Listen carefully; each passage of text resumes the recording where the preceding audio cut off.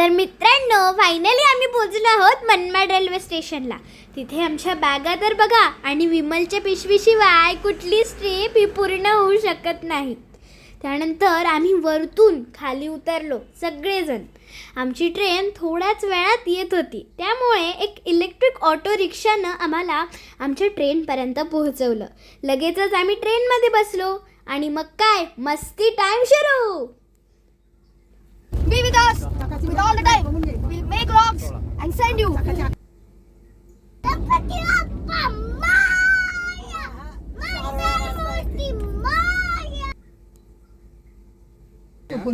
सगळा खायचा माल माझ्याकडे आहे. त्यानंतर मला भूक लागली तर हिला पण नाही देणार, हिला पण नाही देणार, कोणालाच नाही देणार. खाऊन खूप छान छान फोटोही काढले.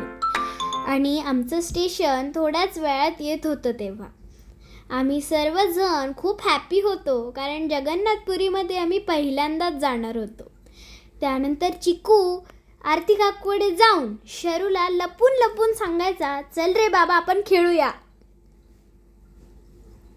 आणि सारखा गणपती बाप्पा मोरया, गणपती बाप्पा मोरया असं तो बोलत होता. त्यानंतर चिकू आणि मी खूप फनी व्हिडिओज आणि फोटोज काढले. आणि मी एक पिवळ्या रंगाचं स्वेटर घातलं होतं. मला त्याच्यात गरम व्हायला लागलं होतं पुरीचं स्टेशन आल्यावर. पुरीचं स्टेशन हे खूप सुंदर आहे.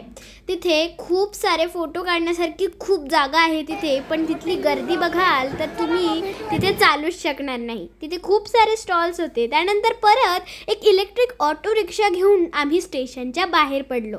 तिथलं दृश्य खरंच बघण्यासारखं होतं. दिवाळी चालू असल्यामुळे काही जण तिथे फटाके फोडत होते.